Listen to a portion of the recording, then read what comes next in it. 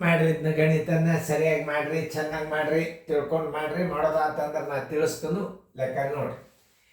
ಈಗ ಎಲ್ಲ ಲೆಕ್ಕಗಳು ನೀವು ಸರಳಾಗಿ ತಿಳ್ಕೊಳಿಕ್ ಬರ್ಬೇಕು. ಇವು ಅದರ ಸಂಬಂಧ ಹಿಂಗೆ ಹಾಕಿರ್ತಾರ ಅವ್ರು ಗಣಿತಗಳು. ಬೇಸಿಕ್ ಅಂತಾರೆ ಇದು. ಎಲ್ಲ ನಮೂನೆ ನಿಮ್ಮ ಗಣಿತಗಳು ಪಾಯಿಂಟ್ಗಳು ಗೊತ್ತಿರಬೇಕು. 550 ರೂಪಾಯಿ ವಸ್ತು ಅದು 9 ರೂಪಾಯಿ ಹಾನಿಯಲ್ಲಿ ಎಷ್ಟಕ್ಕೆ ಮಾರಬೇಕು ಅಂತ ಕೇಳ್ತಾರ. ನೋಡಿ, ಆಗಾಳೆ ಲಾಭ ಬಂದಿತ್ತು. ಈಗ ಏನು ಬಂತು ನೋಡ್ರಿ. ವಸ್ತುವನ್ನು ಅಂದ್ರೆ ಏನು ಬರ್ಕೋಬೇಕು? ಕೊಂಡ ಬೆಲೆ ಮಾಡಿರಲ್ಲ ನೀವು.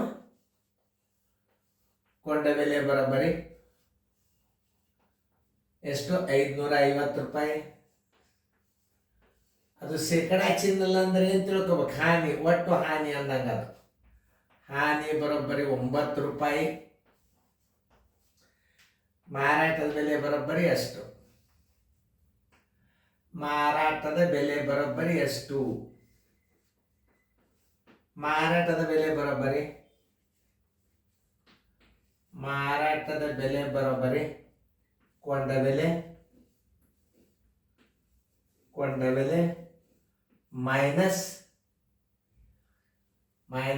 ಹಾನಿ. ಕೊಂಡ ಬೆಲೆ ಎಷ್ಟದ? 550 ಅದ. ಮೈನಸ್ 9 ಬರೋಬ್ಬರಿ 441 ರೂಪಾಯಿ. 441 ರೂಪಾಯಿ ಉತ್ತರ ಸಂಖ್ಯೆ ಬಿ. ಇದರ ತಕ್ಕಂಗೆ ಅವು ಗಣಿತಗಳು ಅಂದ್ರೆ ಎಲ್ಲ ನಿಮಗೆ ಪಾಯಿಂಟ್ಸ್ಗಳು ಗುರುತಿರ್ಬೇಕು. ಬೇಸಿಕ್ ಅಂದ್ರೆ ಈಗ ಲೆಕ್ಕ ಮಾಡ್ರಿ, ಮುಂದೆ ಚಂದಾಗಿ ಮಾಡ್ರಿ, ತಿಳ್ಕೊಂಡು ಮಾಡ್ರಿ. ತಿಳಿಸ್ತದ ನೋಡ್ರಿ. ಕೊಂಡ ಬೆಲೆ ಬರೋಬ್ಬರಿ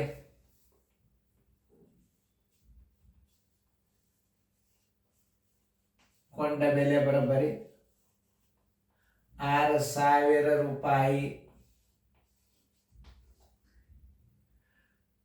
ಹಾನಿ ಬರೋಬ್ಬರಿ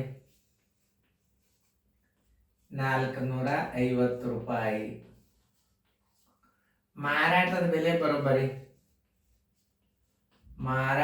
ಬೆಲೆ ಬರೋಬ್ಬರಿ ಎಷ್ಟು? ಮಾರಾಟದ ಬೆಲೆ ಬರೋಬ್ಬರಿ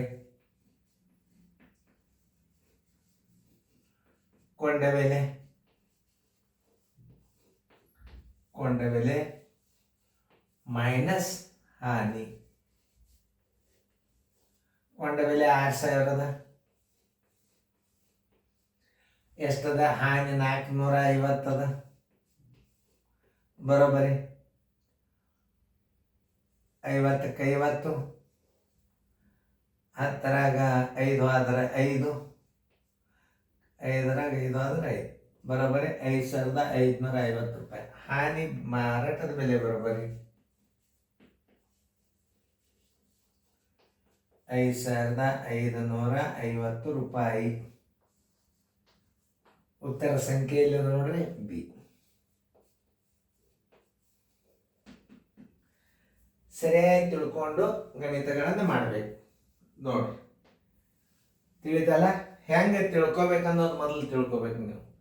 ಯಾಕೆ ಇದು ಬೇಸಿಕ್ ಅಭ್ಯಾಸ ಅಂತಾರೆ. ಮುಂದೆ ನಿಮ್ಮ ಪರೀಕ್ಷೆದಾಗ ಲಾಭ ಹಾನಿಗಳು ಪೇಪರ್ದಾಗ ಬರ್ತಿರ್ತಾವ. ಅವಾಗ ಮಾಡ್ಲಿಕ್ಕೆ ಬರ್ಬೇಕಂದ್ರೆ ನೀವು ಇದನ್ನ ಲಕ್ಷ್ಯ ಕೊಟ್ಟು ನೋಡಬೇಕು. ಪೇಪರ್ದಾಗ ಗಣಿತ ಬರ್ಬೇಕಂದ್ರೆ ಇದು ಬೇಸಿಕ್ ನಿಮಗೆ ಲಾಭ ಹಾನಿ ಲೆಕ್ಕಗಳು ಬರಬೇಕು.